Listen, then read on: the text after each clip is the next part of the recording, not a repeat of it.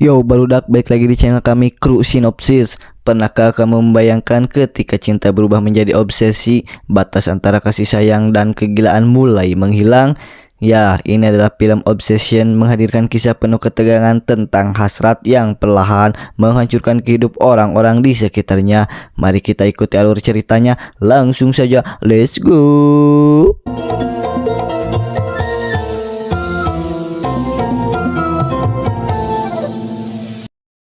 Feel like I'm coming apart. That freaked me out. Okay, Nikki would vomit. Film ini bercerita tentang seorang pria pegawai toko musik bernama Bir, atau kita sebut saja Baron. Si Baron ini tipe cowok yang kelihatannya baik, pendiam, agak canggung, dan mungkin bagi sebagian orang cukup mudah dikasihani. What? I'm sorry I made you do that. No, it's okay. You're okay.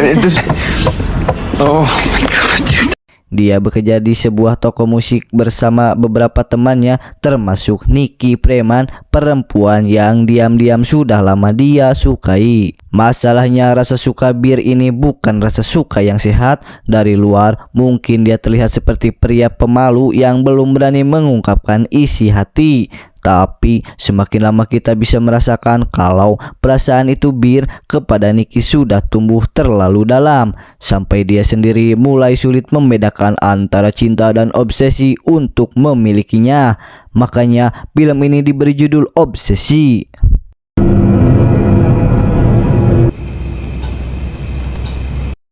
Nikki sendiri bukan perempuan jahat. Dia ramah, ceria, mudah bergaul, dan punya kehidupan sendiri. Ia dekat dengan Bir, iya, tapi kedekatan mereka lebih terasa seperti hubungan teman kerja atau sebatas teman sahabat lama.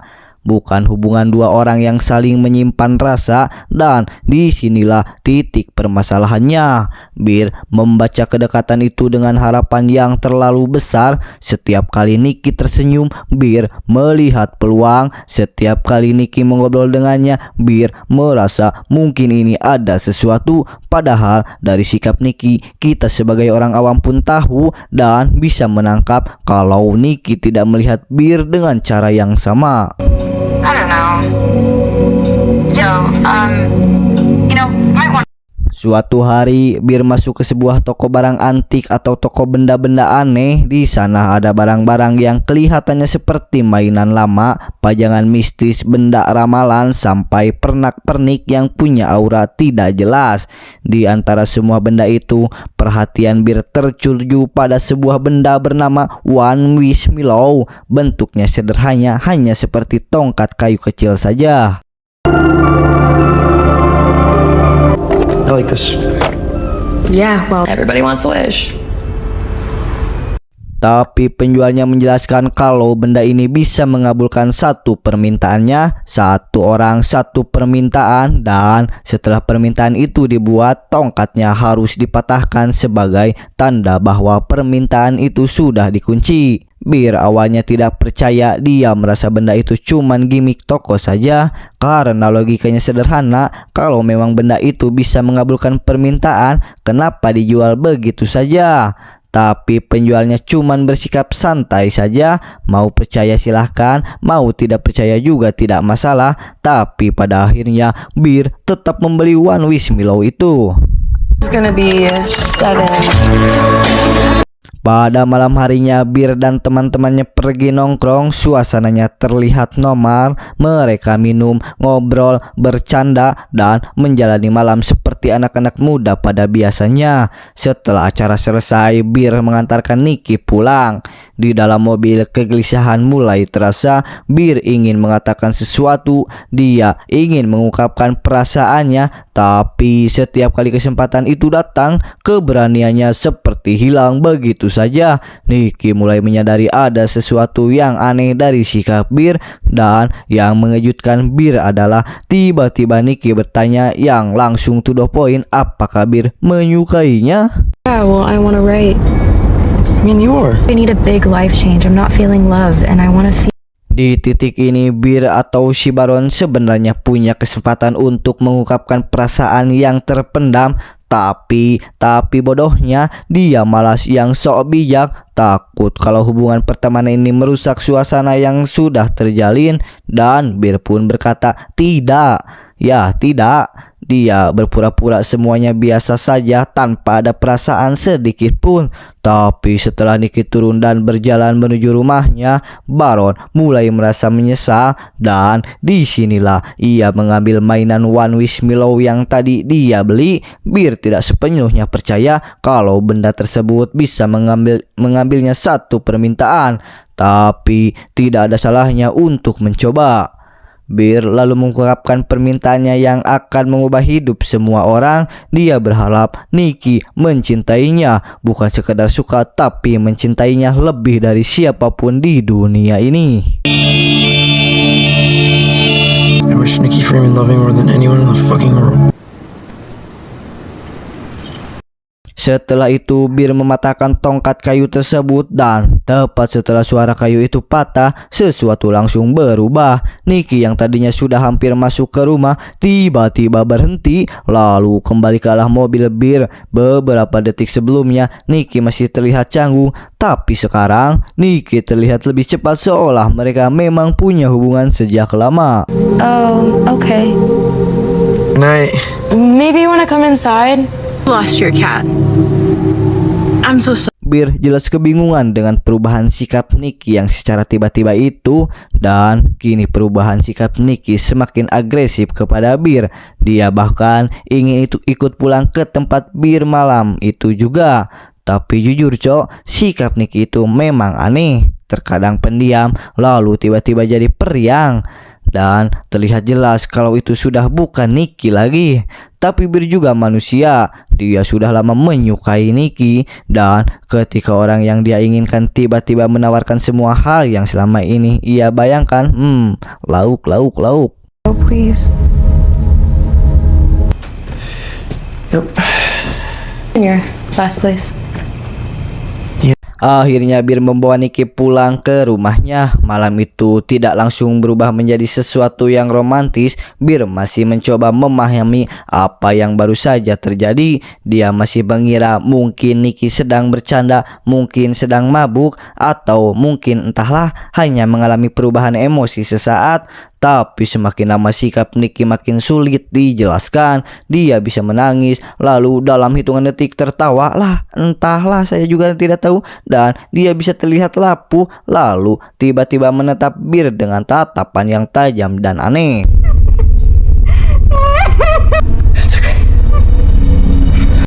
Keesokan paginya yang cedem, Bir pergi bekerja dengan pikiran kacaunya. Dia menceritakan kejadian itu kepada sahabatnya Ian. Bir mengatakan kalau Nicky berubah drastis. Semalam Nicky menginap di rumahnya, menangis, tertawa, lalu terus mengatakan bahwa dia mencintai Bir.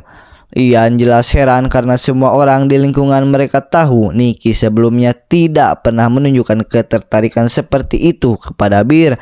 Mereka dekat tapi bukan dekat dalam artian romantis. Untuk sementara Bir mencoba mencari penjelasan yang masuk akal. What? I don't know, dude. She was acting super okay. No. What did she tell you? Nicky sempat mengatakan bahwa ayahnya sedang sakit kanker, jadi Bir berpikir mungkin Nicky sedang terguncang secara emosional. Mungkin dia butuh tempat bersandar, mungkin juga Bir hanya kebetulan menjadi orang yang ada di dekatnya saat kondisi Nicky yang sedang rapuh. Dan karena Bir memang ingin percaya bahwa hubungan ini nyata, dia menerima penjelasan tersebut. Terlihat dari luar semuanya tampak indah. Bir akhirnya mendapatkan perempuan yang dia inginkan. Nicky selalu ingin dekat dengannya. Mereka saling menunjukkan perhatian, dan orang-orang di sekitar pun mulai melihat mereka sebagai pasangan baru.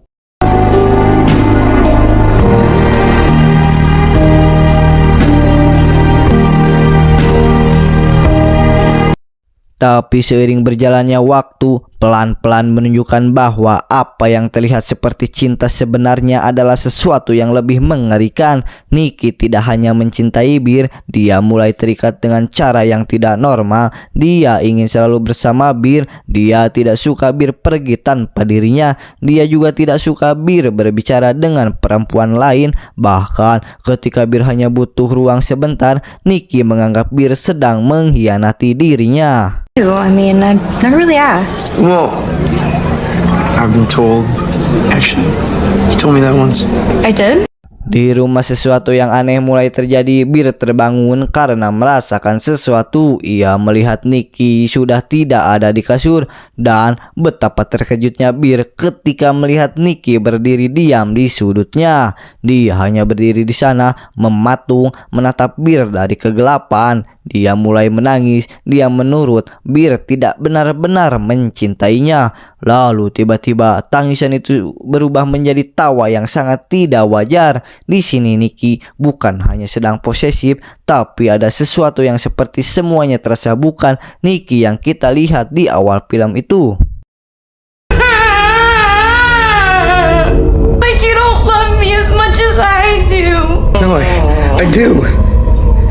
Just Nicky mengunci rapat pintu rumah dengan penuh lakban, dan Nicky bersikap seolah itu hal yang lucu. Setelah Bir pamit pergi, Nicky hanya berdiri mematung dengan terus tersenyum lama. Bahkan senyuman itu tidak ada manis-manisnya sama sekali guys.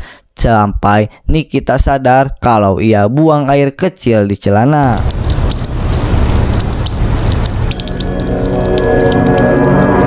Lalu cerita pindah ke tempat kerja Bir. Saat makan siang, Bir duduk bersama Sarah. Sarah adalah salah satu teman di lingkungan mereka. Sarah terlihat perhatian kepada Bir. Bahkan ada kesan bahwa dia mungkin menyukai Bir secara diam-diam.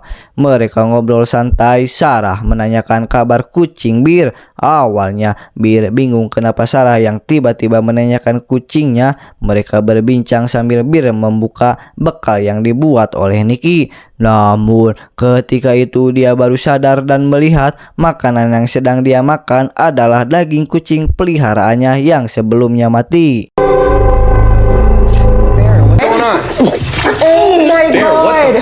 Ketika Bir pulang, dia mencoba membicarakan hal itu kepada Nicky. Dia ingin memberi batas. Dia ingin berkata bahwa apa yang dilakukan Nicky tidak boleh terulang. Awalnya Nicky terlihat menurut, tapi begitu Bir mengatakan bahwa dia akan pergi bertemu dengan teman-temannya, Nicky langsung berubah. Dia marah, dia histeris, dia menuduh Bir ingin meninggalkannya karena tidak ingin keributan semakin besar. Akhirnya membawa Nicky ke acara itu bersama dengan teman-temannya. said it was a boys' night. Just go. Sarah was telling me that she's Disinilah suasana menjadi semakin mengerikan. Mereka berkumpul, bermain, bercanda, dan mencoba membuat malam itu terasa seru dan hangat. Di momen ini juga teman-temannya menjadi tahu betapa aneh tingkah laku itu. Lalu tibalah mereka bermain truth or dare. Awalnya permainan perjalanan biasa saja. Ada tantangan kecil, ada cerita-cerita masa lalu, ada tawa yang dipaksakan. Tapi ketika giliran Bir tiba, dia mendapatkan tantangan untuk mencium orang di sebelah kirinya. Dan orang di sebelah kirinya itu Bir adalah Sarah. Ketika wajah Nicky menjadi berubah, tidak banyak bicara, dia berjalan ke belakang Sarah, lalu menarik kursi Sarah ke belakangnya dan menggantikan posisinya. Ketegangan makin terasa sampai tiba-tiba Nicky mengamuk dan berontak. Lebih gilanya lagi, Nicky hanya tertawa ketika darah mulai membasahi mukanya.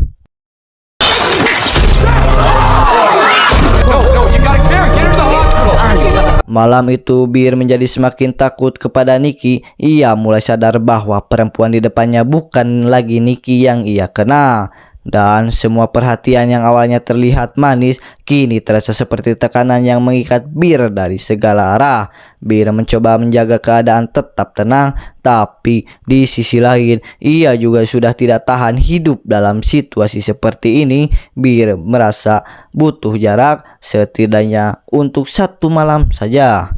Ia ingin Nicky pulang ke rumahnya sendiri agar mereka bisa bersama-sama menenangkan pikirannya. Everyone. Why I did it? I just got nervous. Dan pada akhirnya Bir kembali gagal menjauh dari Nicky. Mereka berdua kembali tidur di tempat yang sama meskipun suasananya jauh dari kata nyaman. Tidak lama kemudian Bir menerima pesan dari Sarah. Sarah ingin bertemu karena ada sesuatu yang penting untuk disampaikan secara diam-diam. Bir berusaha keluar.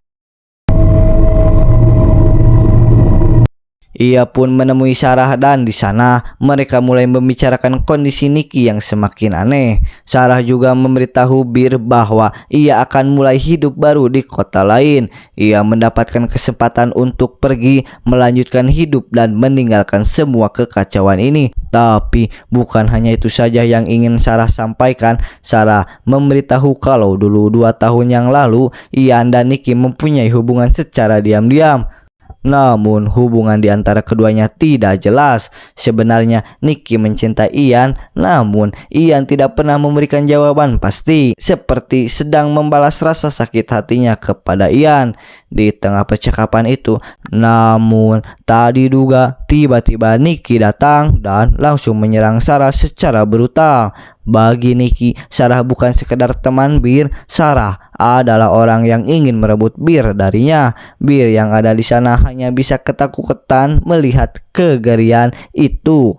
Hingga akhirnya Sarah pun tewas. Sorry you had to see that, baby. Remember that you wanted this, but I'm so all your fault. Sarah's your. Setelah kematian Sarah, Bir benar-benar hancur. Dia tahu semuanya sudah terlalu jauh. Ini bukan lagi hubungan yang bisa diperbaiki. Bir akhirnya kembali kepada toko itu. Dia bertanya bagaimana cara membatalkan permintaan yang telah terucap. Penjual itu bertanya apa yang Bir minta. Bir menjelaskan bahwa dia meminta seseorang mencintainya lebih dari siapapun dan permintaan itu memang terkabul, tapi hasilnya tidak seperti yang dia bayangkan. Nicky berubah menjadi sangat obsesif, tidak terkenali dan berbahaya. Bir ingin semuanya dihentikan. Dia ingin kembali seperti semula. Dia ingin kutukan itu hilang. Tapi si pemilik toko mengatakan kalau permintaan itu hanya bisa berakhir kalau si peminta mati. Tidak ada ritual pembatalan, tidak ada jalan pintas, satu permintaan, satu konsekuensinya. Dan sekarang Bir baru benar-benar memahami harga dari keinginannya sendiri.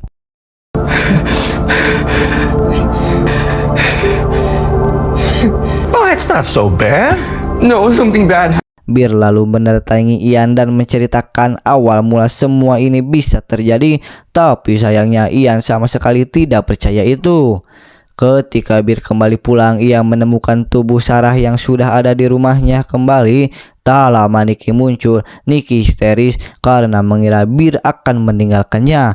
Tepat pada saat itu, Ian juga datang yang akan menembaknya Nicky. Tapi naas tembakan tersebut malah berbalik kepada Ian sendiri. Dalam kondisi yang sudah pasrah dan tidak tahu apa lagi yang harus ia lakukan, Bir akhirnya nekat dengan memilih mengakhiri hidupnya sendiri. Saat Nicky menemukan Bir dalam kondisi sekarat, dia panik, dia menangis dan memegang Bir seolah dia menganggap dia akan runtuh kalau Bir pergi. Tapi ketika Bir akhirnya menghembuskan napas terakhirnya, semuanya tiba-tiba berubah. Pengaruh One Wish Milo hilang, obsesi itu lenyap dan Nicky kembali tersadar. Nicky melihat dirinya berada di rumah Bir. Dia melihat semua kekacauan ini dan ia melihat Bir sudah tidak bernyawa lagi. Dan yang paling menyakitkan, dia tidak sepenuhnya memahami apa yang sudah terjadi. Dan disinilah film pun berakhir dan jadi Pak Camat.